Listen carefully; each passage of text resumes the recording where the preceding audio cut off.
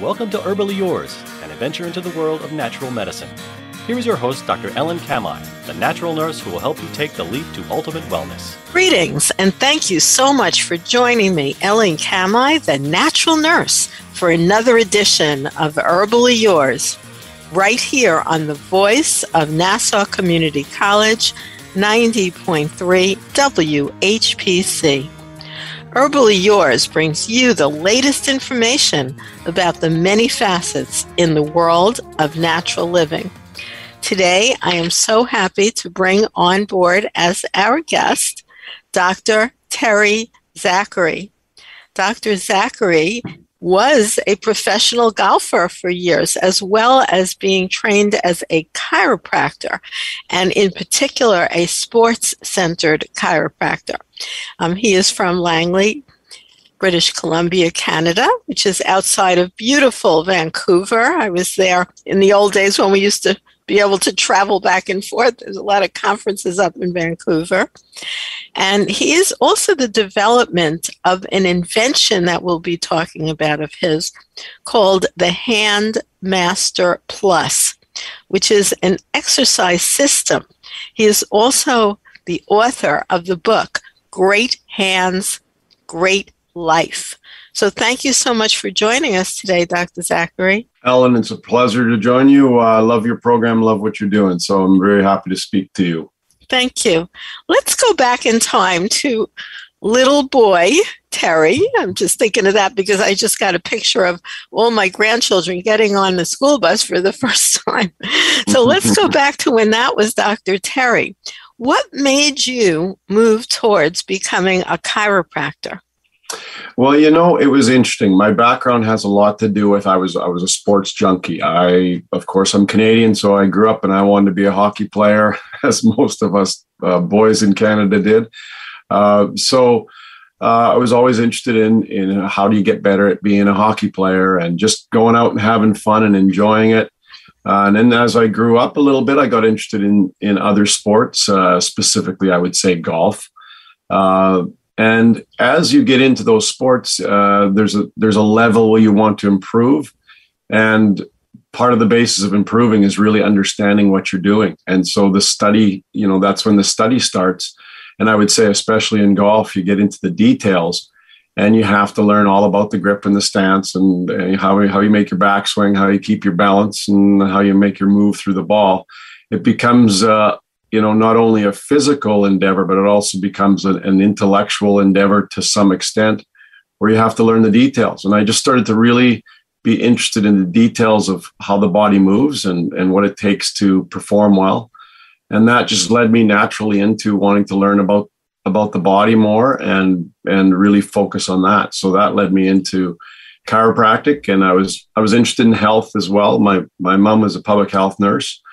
So the combination of those it got me into really health and fitness, and I was really interested in what it takes to be healthy and what it takes to be good at sports. So that led naturally into what I got into.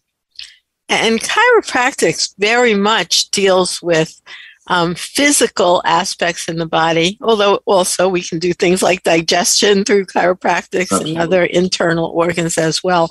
But certainly you get an amazingly deep education into the physics and physicality of bone structure, of sinews, of how the body works, because you even know that you can heal internal organs by straightening out issues in the physical body as well. Yeah, no, absolutely, Ellen. I think one of the things when I got into chiropractic, I actually didn't know as much about it. I thought I knew a lot about it. I thought it was just, you want alignment of the bones and you want the body in balance, which most people realize. But as you get into it, it wasn't long before the study started that I realized, wow, this spine protects a delicate nervous system, and that is our communication between brain and body and brain and all the cells and back to the brain. So that really is our communication highway, is via the spine.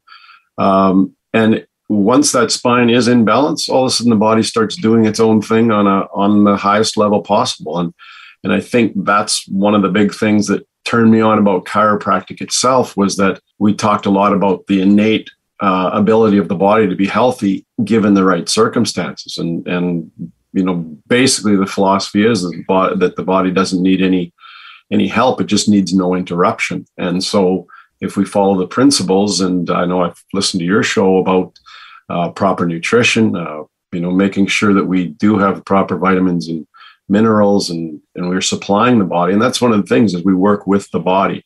Bringing the body onto its vertical center allows that nervous system to be free to communicate and run itself properly. So I do think it's a real central aspect to one's health, but just one of many aspects that the more that we understand, the more that we really care about our health and want to understand our health, we can understand how important the spine is and how central the spine is to protecting that nervous system, which is our communication for health and wellness. That's true. Now, what about becoming a professional golfer? That's really an interesting aspect of your story. Yeah. So, I've always, as a kid, I grew up in golf. I became competitive in my area in Canada, and I grew up in the prairies in Alberta, a little town called Medicine Hat. I became competitive there. And then when I went to college, I played college golf, and we had a really good golf team in my area. I went to school in Iowa.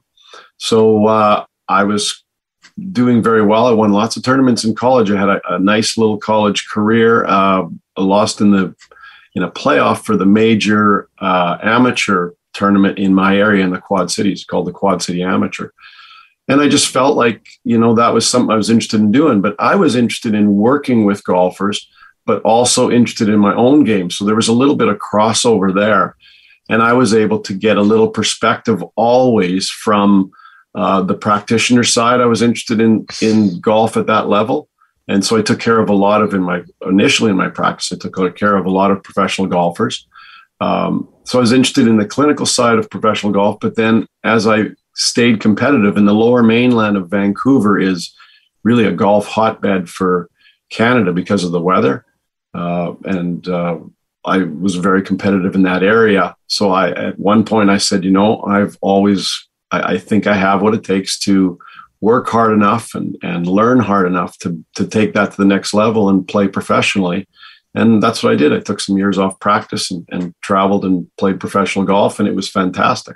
Yeah, that is very exciting to get to any sport on that level where you're actually a professional. And certainly when we brought you on, we talked about, for instance, where people can get more information about you and your work, handmasterplus.com. And that all goes together, handmasterplus.com, because we could see where this story is going in terms of how you focused on how important hands are, both in general life and in advanced sports. Yeah, Ellen, it's one of the natural things that came about because I had been involved in so many sports as a kid and then in my college life. What I saw all the time then as I got into practice is I saw this uniqueness about how we looked at the grip. No matter what we're gripping. And in practice then, work with athletes, and even in general family practice, you'd see a lot of repetitive gripping injuries. I would inevitably ask the athlete or the, just generally in my family practice, what do you do to exercise your hands? Do you do anything? And it was always they did one of two things. They did nothing really, or just did their repetitive gripping activity, or they repetitively gripped plus trained with some type of a spring-loaded or a coiled gripper or a ball or something. It was always that repetitive gripping thing. When I asked them what they did with the muscles that open and spread the hand, because that was my background, I really got into how do we train all those muscles of grip properly. When I asked them about the opening and spreading muscles, they were like a deer in the headlights. They didn't have a clue what I was talking about. And then I'm going to stop you right there because I'm sure, I just want to reintroduce you and thank you for listening to Herbally Yours today, right on the voice of Nassau Community College 90.3 WHPC. I'm Ellen Kamai, the natural nurse, and my guest today is Dr. Terry Zachary. To find him, go to handmasterplus.com. And so that was a question that you just brought up, Dr. Zachary. I am positive most people, I'm thinking of my dad. My dad was a golfer. Oh, God bless him. He's 94. He passed away not long ago. He was very healthy and playing golf till day of leaving the planet. Yeah. Never an elderly person. And one of the things he promoted a lot was hand exercise, believe it or not. But I don't think he ever looked into what you're talking about, which is like the fingers. You know, he worked with those balls that you just squeeze, but he was a big proponent. He had them in his car, which he drove till day of. He had them at the house next to him if he was ever sitting down watching TV, which was almost never. My parents both just didn't sit. Don't sit. Even my mother now, they don't sit. They're out doing stuff all day long. He was a big proponent of that, but he would have been fascinated about what you're saying. You're looking at, if you think of the hand, a grip would be like you're squeezing down. And what's that other component that you're talking about? Well, that's the opening and spreading action of the hand. And actually, you know, speaking of your dad's experience, I would say this is just an evolution. When we talk about, there's lots of information. People can look online about the benefits of exercising your hands, because that information has been around a long time. It's been studied, even for longevity of life, as speaking on your dad's situation. If he was healthy until the day he passed, I mean, that's what we all wish for. That's the way to go. It's a life well lived. And one of the things that we'll talk about that I've discovered over this journey is that when we have strong hands, that actually equates, and there's many studies, there's a UK Biobank study that says that equates to longevity in life. So that's an interesting one for all the viewers to look at. It's very interesting. When I found out about that just means, so your dad was taking something and squeezing it, which a lot of people think of. When we look at our hands, we go, that's what it is. What I discovered is that most people, when they just do that, they actually get too shortened in the flexor muscles, which I'll try to show you. The finger flexor muscles go attach in the hand, wrist, forearm, carpal tunnel, and elbow. But there's muscles that are extensor muscles, the same amount, that actually support the contraction whenever I do something. So what I would see is that most people, your dad was, that's fantastic that he stayed healthy through that. But most people in the athletes that we see will break down because they repetitively flex, and these 9 muscles overpower these 9 muscles, and we see breakdown in all the structures that are related and connected to that. So I see that as an evolution of hand exercise, really. If somebody's doing a hand exercise, at least they're stimulating blood flow, they're stimulating lymph drainage to the extremity, and that's going to assist them. What we will show is that when we take with Handmaster Plus, we show how you can squeeze against the ball and then open and spread against an elastic cord that goes through the ball. And now I stimulate all those 9 muscles that close and all the 9 muscles that open and spread. So it keeps the thumb, fingers in balance. It keeps your carpal tunnel nice and wide and stable. And it strengthens the forearm and also, as importantly, the elbows. So there's lots to it. If I just strengthen those muscles that close, it's kind of like strengthening. It's like telling somebody that has bad posture to slouch more. Well, you'd never say, well, you've got bad posture. I think the solution should be you should slouch more. You should do the muscles that are stabilizing that, so you're not having poor posture. It's the same thing with your hands. If those muscles start to stay shortened, you need to open and spread to oppose them. And that's how we keep finger, thumb, hand, wrist, carpal tunnel, elbow in balance. So that's the essence of Handmaster Plus. We take your dad's idea, which does stimulate some blood flow and some lymph drainage, which is better than nothing, but it can create that imbalance, that the repetitive gripping imbalance that I spoke of. As we kind of evolve and add the opening and spreading, now I strengthen the stabilizer muscles, which helps grip strength. And I also stimulate more blood flow and more lymph drainage. So just a progression, almost like an evolution of hand exercise. So I'm thinking that's a very unique idea that you have, although in other exercise systems, and we're talking here about Handmaster Plus, and anyone who wants to can go on there and you'll see there's a picture, because we don't have visual here on our show today, Dr. Terry. So even though you're showing me, that's not going to get translated to the audience. So I want to tell them they can see you have videos there at Handmaster Plus and the actual item that you're talking about. But I think in other exercise systems, I'm just thinking about yoga, which I do every day. There's certainly, if you do the downward dog, you're getting that, right? Because we're spreading our hand and pressing it the other way, like the Handmaster Plus might help to do as well. Yeah, I think that's one of the things. And there is, the other thing you point out is every other area of the body, when you exercise it, you'll never really exercise just the flexor side and not the opposing extensor side. It just happens to be that for whatever reason, the hands have almost been left out of sensibility.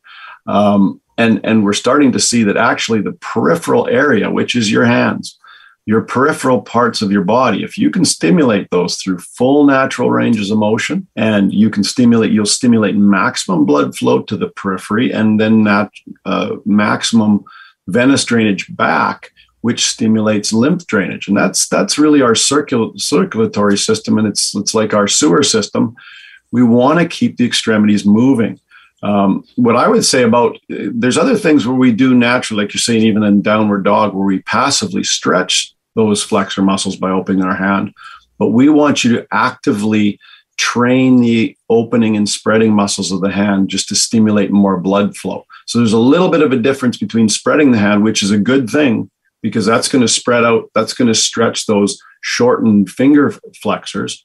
That's an excellent position. But we also want to take those muscles. There's the 9 muscles that open and spread the hand. And we want to actually train the muscles that do that, not just a passive stretch of the flexor muscles, but an active strengthening of the extensor and spreading muscles. If that makes sense? The passive stretching is excellent, but you want to stimulate blood flow and lymph drainage. You want to strengthen the muscles that open and spread the hand. So we've been talking a lot about athletes. We're talking about the fact that you are a chiropractor, so you're highly trained in physiology. And something that many people who maybe aren't athletes probably have heard of, which is also important and you teach about, is something called carpal tunnel syndrome, which is really widespread. I can't even believe it. Do you think that's becoming more so because of all the computer work so many people are doing? I absolutely do. And they, Ellen, there's statistics that showing carpal tunnel has been on the increase since the 90s. It was like one of the, I forget the title they used for it, but basically one of the ergonomic problems of the 90s. Oh, you used a new vocabulary word, Dr. Terry. We always like to explain our new vocabulary words. Tell our audience what ergonomics is. Well, ergonomics is traditionally is the positioning of the body to do an activity, usually related to work. So an ergonomist would come into an industry or a situation and say, is the body positioned in the most neutral, positive position? So that's basically ergonomics. I would, again, when we're coming into hand exercise, I might take that a little bit farther and say that we can position the body perfectly. But once we start and talking about carpal tunnel, once we're performing an activity, even when the body's neutral, we'll get back to the flexor muscles, and especially what you asked about carpal tunnel being on the increase, is that, yes, now we're even more dependent on phones, computers. We're almost completely dependent on those, and that is going to engage these finger mechanics that we're speaking about even more. So now the need to keep the finger muscles and all the muscles that support the finger actions strong and balanced is even more essential now. And that's why we're seeing the understanding of this area cannot go. It's why we love to talk about this, Ellen, is that this area can't go undiscussed anymore like it has been historically in the last 5 decades. We need to know why the finger muscles get into imbalance, and the whole structure. There's a whole kinetic chain of fingers to wrist, to forearm, to elbow, even up into shoulders and posture, that we need to really understand if we're going to adapt properly and be strong in this computer and cell phone dominated world and dominated communication of ours. Well, in your book called Great Hands, Great Life, you discuss a lot of the studies that completely support everything that you're sharing with us today, Dr. Terry Zachary. So with continuing with carpal tunnel, because most people I know who are diagnosed with it are told there's no way out except surgery. Yes, well, we've heard that for a long time. And I guess to say there's always, no matter what, depending on what stage you're at, there's always the possibility of surgery. And I'm not saying that's a bad thing in certain cases. What I would say, and what I would suggest to listeners to really think about is we need to identify these areas that commonly expose themselves, these activities to a carpal tunnel situation. And all of those will usually have to do with where there's some type of repetitive motion of the fingers or of the hand in a grip type of situation.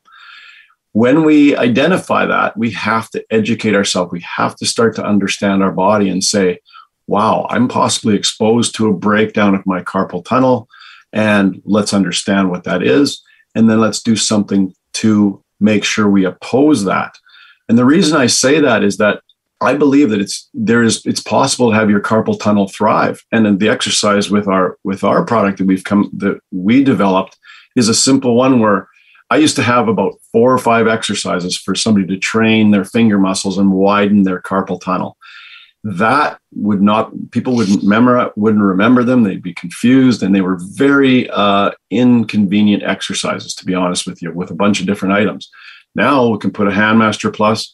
You put it on your hand and you close against a ball and you open and spread against a cord, and you continue that 1-2 action until a comfortable fatigue. So now we're to the point to train the carpal tunnel. We can have a person just remember, I got to close my hand and I got to open and spread my hand. So we've made it as convenient as possible.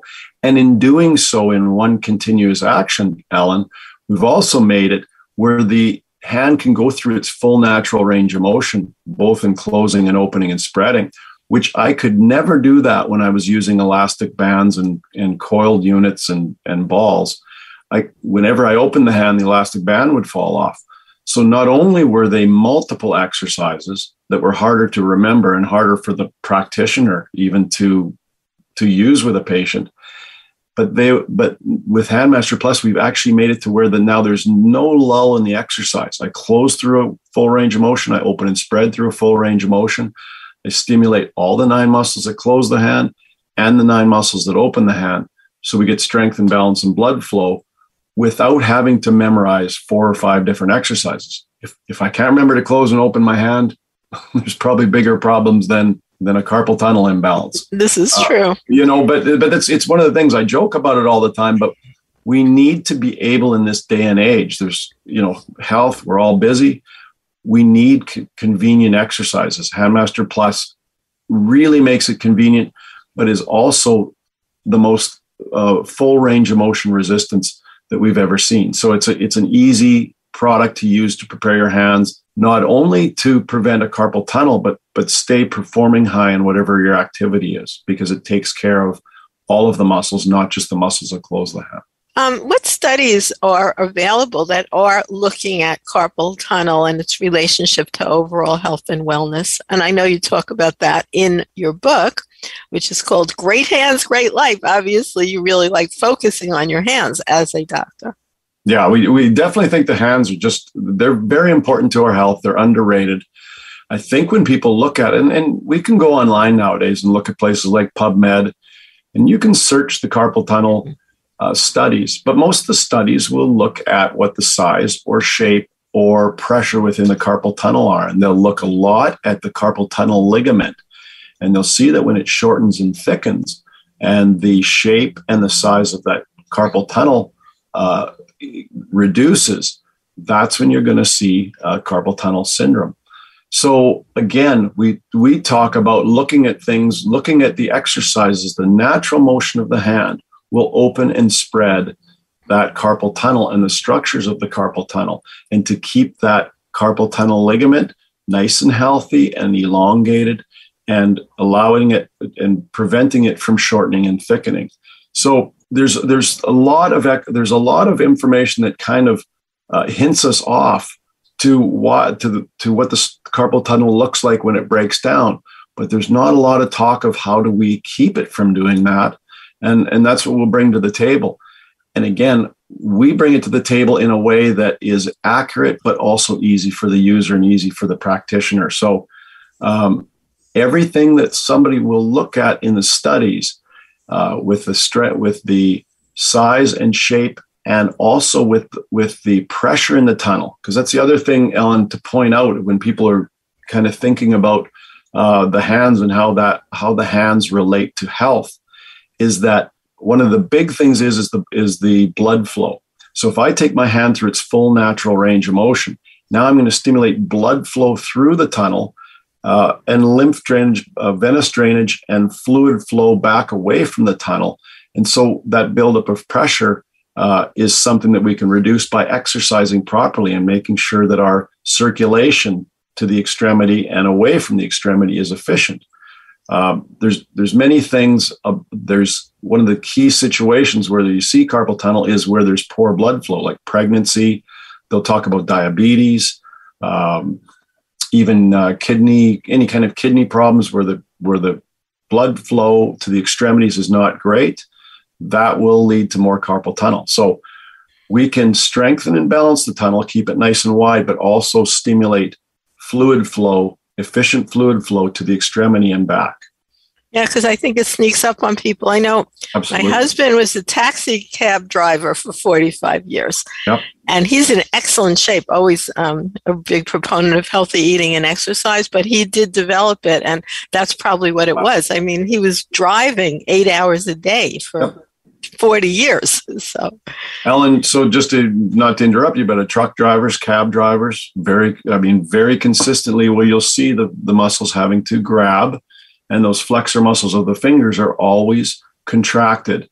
And again, once they're contracted and held down without spreading, you're going to see a shortening of the tunnel, and you're also going to see those flexor muscles that go through the tunnel are always contracting and putting pressure from the inside of the tunnel.